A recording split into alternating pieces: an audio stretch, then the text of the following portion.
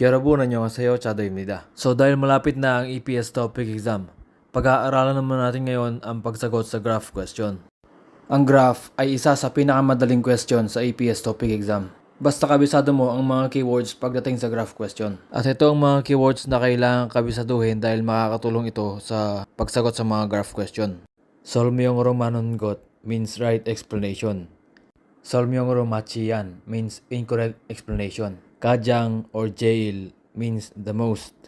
Manta means many. Chokta means few. To means more. Poda means than. Nopta means high. Natta means low. Pan or cholban means half. Nomta means exceed. Katta means same. Chungyohada means important. Cholban isang means more than half. Cholban nomta means more than half. Chaponje means first. Dubonje means second. Sebonje means third.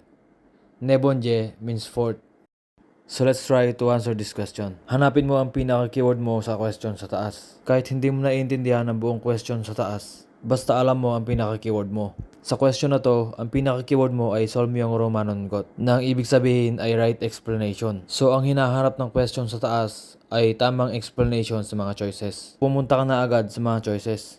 Sabi sa number 1, momi apultera는 대답이 가장 많습니다. Ang keyword mo sa number 1 ay 가장 많습니다.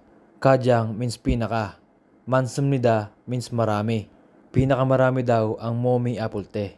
So ang nasa graph, pinakamarami ang momi apulte. So ibig sabihin, tama ang explanation ng number 1. So ito ang tamang sagot. Explain din natin ang number 2, 3, and 4. Sabi sa number 2, 생일날 일하는 대답이 두 번째로 적습니다. Ang keyword sa number 2 ay 두 번째로 적습니다. 두 번째 means pangalawa. 적습니다 means kaunti. Pangalawang kaunti daw ang 생일날. Pero ang nasa graph, pinakakaunti ang 생일날. So mali ang explanation ng number 2. Number 3, 동료와 문제가 있을 때라는 대답이 절반 이상입니다. Ang keyword dito ay 절반 이상, na ang ibig sabihin ay more than half. Ang 동료와 문제가 있을 때 daw ay humigit pa sa kalahati. So ang nasa graph, hindi ito humigit sa kalahati. So mali ang number 3. Number 4, 고향 친구가 보고 싶을 때라는 대답이 가장 적습니다. Ang keyword dito ay 가장 적습니다. 가장 means pinaka.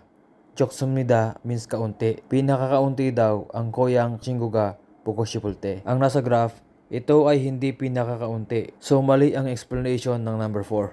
At number 1 ang tamang sagot. Okay, next question. Hanapin mo ang pinaka-keyword mo sa question. Ang keyword dito ay 맞지않은. Ibig sabihin, incorrect explanation. So ang hinahanap ng question ay maling explanation. May mga nagkakamali sa mga ganitong question. Agad nilang binabasa ang mga choices at graph without reading the question. Ang hinahanap pala ng question ay maling explanation sa mga choices. Okay, so hanapin natin ang maling explanation sa mga choices. So yung nasa graph, yung green ay ang mga Jevon A o product A. Yung mga orange, ito yung mga Jevon B or product B. Sabi sa number 1, 2017년 제품 A는 지난 3년간 가장 높은 매출을 기록했습니다. Ang pinaka-keyword mo dito ay 가장 높은, na ang ibig sabihin ay pinakamataas. So i-check natin ang year 2017 제품 A or product A kung ito ay ang pinakamataas. So as you can see, tama ang explanation ng number 1.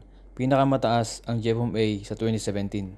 So hindi ito hinahanap ng question sa taas dahil ang hinahanap niya ay maling explanation. Number 2, 2015년 제품 A는 2016년 제품 B보다 높습니다. Ang keyword mo dito ay 보다 at 높습니다. 보다 means than or kaysa. Dapat alam mo kung paano gumamit ng 보다. Ang 보다 ay ginagamit sa pagkukumpara sa dalawang bagay. Ina-attach ang 보다 after the noun. Halimbawa, 사과가 포도보다 더 맛있어요. Mas masarap ang mansanas kaysa ubas. 높습니다 means mataas or high. Mas mataas daw ang year 2015 Jevon A kaysa sa year 2016 Jevon B. Ang nasa graph, mas mataas ang year 2015 Jevon A kaysa sa year 2016 Jevon B. So tama ang explanation ng number 2. Pero hindi ito ang tamang sagot. Number 3. 2015년 제품비는 2016년 제품 A보다 높습니다. Ang keyword mo dito ay 보다 at 높습니다. 보다 means than. 높습니다 means mataas or high. Mas mataas daw ang year 2015 제품 B kaysa sa year 2016 제품 A. So mali ang explanation ng number 3 at ito ang tamang sagot dahil ang hinahanap ng question sa taas ay maling explanation. Okay, number 4. 단 3년 만에 제품 A가 제품 B보다 가장 높은 매출을 올렸다. Ang keyword mo dito ay 보다 at 가장 높은. 보다 means than. 가장 높은 means pinakamataas. Sa loob lang daw ng 3 taon, ang product A daw ang may pinakamataas na benta kaysa sa product B. So ang nasa graph, mas mataas ang benta ng product A kaysa sa product B sa 3 taon. So tama ang explanation ng number 4 at hindi ito hinahanap ng question sa taas. Okay, next. Ang keyword ulit sa question sa taas ay solmyong romananggot. Ibig sabihin ay right explanation. So ang hinahanap ng question sa mga choices ay right explanation. Number 1. 성실한 근무 태도라는 응답이 절반을 넘습니다. Ang keyword dito ay 절반을 넘습니다. Ang ibig sabihin nito ay more than a half. Ang mga sumagot daw ng 성실한 근무 태도 ay humigit sa kalahati. Hanapin mo ang 성실한 근무 태도 sa graph. So ang nasa graph, 41% lang ang sumagot ng 성실한 근무 태도 at hindi ito humigit sa kalahati. So mali ang explanation ng number 1.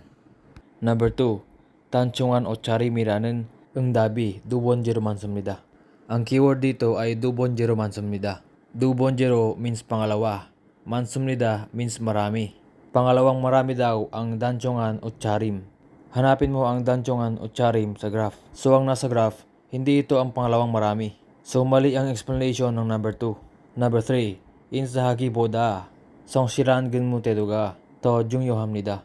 Ang keyword mo dito ay 더 means more, 보다 means than, and 중요합니다 means important.